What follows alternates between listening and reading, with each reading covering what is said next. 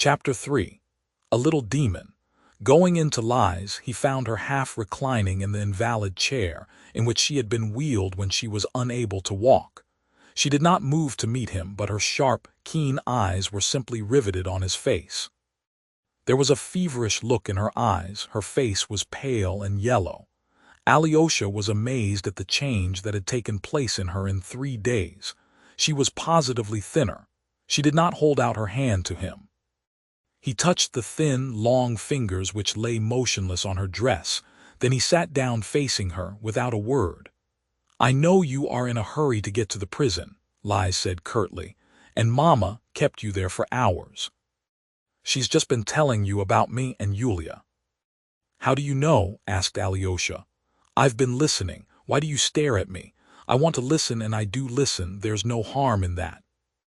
"I don't apologize. You are upset about something." "On the contrary, I am very happy.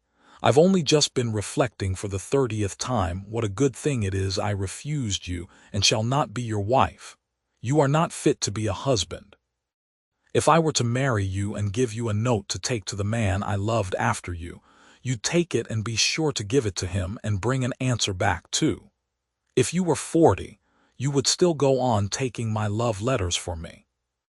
She suddenly laughed.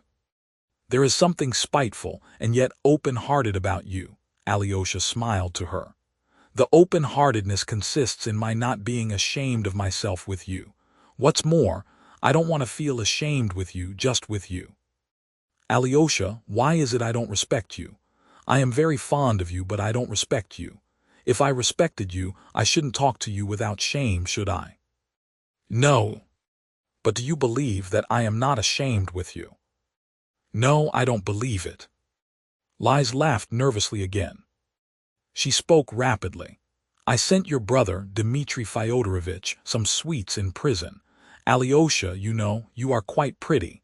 I shall love you awfully for having so quickly allowed me not to love you." "Why did you send for me today, Lies?" "I wanted to tell you of a longing I have. I should like someone to torture me, marry me and then torture me, deceive me and go away. I don't want to be happy." "You are in love with disorder." "Yes, I want disorder. I keep wanting to set fire to the house. I keep imagining how I'll creep up and set fire to the house on the sly. It must be on the sly. They'll try to put it out, but it'll go on burning, and I shall know and say nothing. Ah, what silliness! And how bored I am." She waved her hand with a look of repulsion. "It's your luxurious life," said Alyosha softly.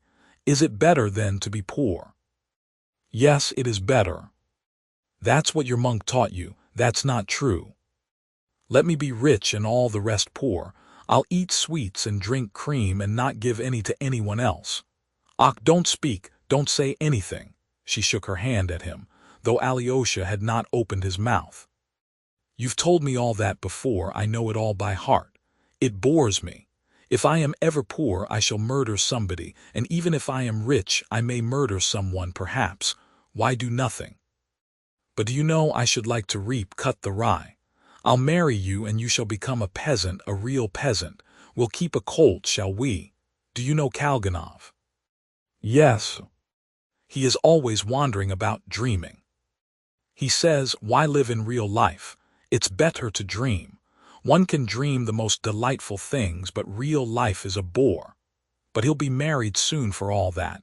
He's been making love to me already." "Can you spin tops?" "Yes." "Well, he's just like a top. He wants to be wound up and set spinning and then to be lashed with a whip. If I marry him, I'll keep him spinning all his life." "You are not ashamed to be with me?" "No. You are awfully cross because I don't talk about holy things. I don't want to be holy. What will they do to one in the next world for the greatest sin? You must know all about that. God will censure you." Alyosha was watching her steadily.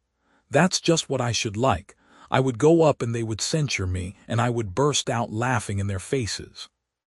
I should dreadfully like to set fire to the house, Alyosha, to our house. You still don't believe me. Why, there are children of 12 years old, who who have a longing to set fire to something, and they do set things on fire too. It's a sort of disease. That's not true, that's not true. There may be children, but that's not what I mean. You take evil for good. It's a passing crisis. It's the result of your illness, perhaps. You do despise me, though. It's simply that I don't want to do good. I want to do evil, and it has nothing to do with illness. Why do evil? So that everything might be destroyed. Ah, how nice it would be if everything were destroyed. You know, Alyosha, I sometimes think of doing a fearful lot of harm and everything bad, and I should do it for a long while on the sly, and suddenly everyone would find it out. Everyone will stand round and point their fingers at me, and I would look at them all. That would be awfully nice. Why would it be so nice, Alyosha? I don't know. It's a craving to destroy something good or, as you say, to set fire to something. It happens sometimes. I not only say it, I shall do it. I believe you. Ah, how I love you for saying you believe me, and you are not lying one little bit. But perhaps you think that I am saying all this on purpose to annoy you. No, I don't think that. Though perhaps there is a little desire to do that in it, too. There is a little. I never can tell lies to you, she declared, with a strange fire in her eyes. What struck Alyosha above everything was her earnestness. There was not a trace of humor or jesting in her face now, though in old days fun and gaiety never deserted her even at her most earnest moments. There are moments when people love crime, said Alyosha thoughtfully. Yes, yes. You have uttered my thought. They love crime, everyone loves crime. They love it always, not at some moments. You know, it's as though people have made an agreement to lie about it and have lied about it ever since. They all declare that they hate evil, but secretly they all love it. And are you still reading nasty books? Yes, I am. Mama reads them and hides them under her pillow, and I steal them. Aren't you ashamed to destroy yourself? I want to destroy myself. There's a boy here who lay down between the railway lines when the train was passing. Lucky fellow. Listen, your brother is being tried now for murdering his father, and everyone loves his having killed his father. Loves his having killed his father. Yes, loves it. Everyone loves it. Everybody says it's so awful, but secretly they simply love it. I for one love it. There is some truth in what you say about everyone, said Alyosha softly. Oh, what ideas you have! Lies shrieked in delight. And you a monk too. You wouldn't believe how I respect you, Alyosha, for never telling lies. Oh, I must tell you a funny dream of mine. I sometimes dream of devils. It's night. I am in my room with a candle, and suddenly there are devils all over the place, in all the corners under the table, and they open the doors. There's a crowd of them behind the doors, and they want to come and seize me. And they are just coming, just seizing me. But I suddenly cross myself, and they all draw back, though they don't go away altogether. They stand at the doors and in the corners, waiting. And suddenly I have a frightful longing to revile God aloud, and so I begin, and then they come crowding back to me, delighted, and seize me again, and I cross myself again, and they all draw back. It's awful fun. It takes one's breath away. I've had the same dream too, said Alyosha suddenly. Really? Cried Lies, surprised. I say, Alyosha, don't laugh, that's awfully important. Could two different people have the same dream? It seems they can. Alyosha, I tell you, it's awfully important, Lies went on with really excessive amazement. It's not the dream that's important, but you're having the same dream as me. You never lie to me, don't lie now, is it true? You are not laughing. It's true. Lies seemed extraordinarily impressed, and for half a minute she was silent. Alyosha, come and see me more often, she said suddenly in a supplicating voice. I'll always come to see you all my life, answered Alyosha firmly. You are the only person I can talk to, you know, Lies began again. I talk to no one but myself and you, only you in the whole world, and to you more readily than to myself, and I am not a bit ashamed with you, not a bit. Alyosha, why am I not ashamed with you, not a bit? Alyosha, is it true that at Easter the Jews steal a child and kill it? I don't know. There's a book here in which I read about the trial of a Jew who took a child of 4 years old and cut off the fingers from both hands, and then crucified him on the wall, hammered nails into him and crucified him.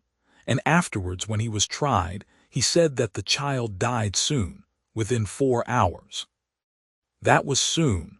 He said the child moaned, kept on moaning, and he stood admiring it. That's nice. Nice. Nice. I sometimes imagine that it was I who crucified him. He would hang there moaning, and I would sit opposite him eating pineapple compote. I am awfully fond of pineapple compote. Do you like it? Alyosha looked at her in silence. Her pale, sallow face was suddenly contorted, her eyes burned. You know, when I read about that Jew I shook with sobs all night. I kept fancying how the little thing cried and moaned. A child of 4 years old understands, you know. And all the while the thought of pineapple compote haunted me. In the morning I wrote a letter to a certain person, begging him particularly to come and see me. He came, and I suddenly told him all about the child and the pineapple compote, all about it all, and said that it was nice. He laughed and said it really was nice. Then he got up and went away. He was only here 5 minutes. Did he despise me? Did he despise me? Tell me, Alyosha, did he despise me or not? She sat up on the couch with flashing eyes. Tell me, Alyosha asked anxiously, did you send for that person? Yes, I did. Did you send him a letter? Yes. Simply to ask about that child? No, not about that at all. But when he came, I asked him about that at once. He answered, laughed, got up and went away. That person behaved honorably, Alyosha murmured. And did he despise me? Did he laugh at me? No, for perhaps he believes in the pineapple compote himself. He is very ill now too, Lies. Yes, he does believe in it, said Lies with flashing eyes. He doesn't despise anyone, Alyosha went on. Only he does not believe anyone. If he doesn't believe in people, of course, he does despise them. Then he despises me. You too. Good, Lies seemed to grind her teeth. When he went out laughing, I felt that it was nice to be despised.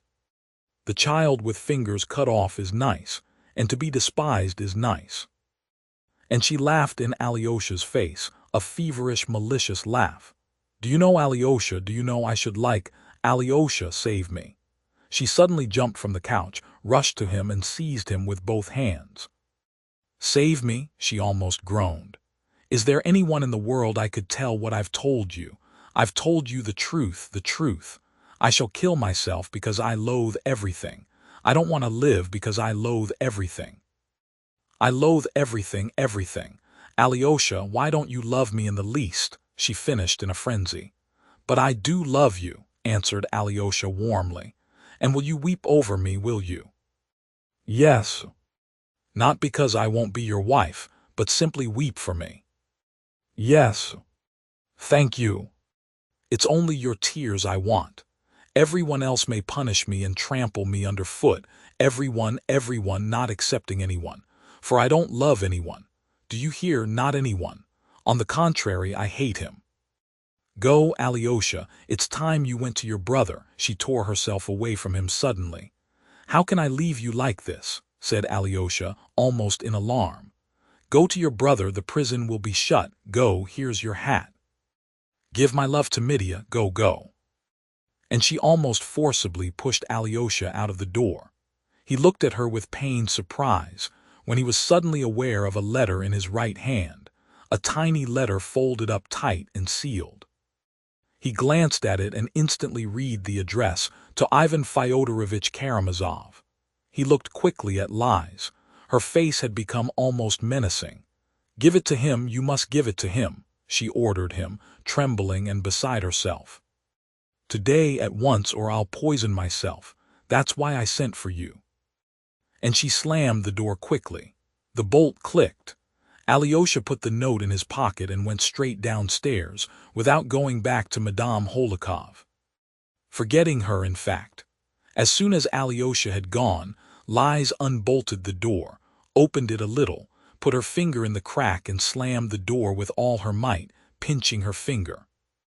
10 seconds after, releasing her finger, she walked softly, slowly to her chair, sat up straight in it and looked intently at her blackened finger and at the blood that oozed from under the nail. Her lips were quivering and she kept whispering rapidly to herself, "I am a wretch, wretch, wretch, wretch."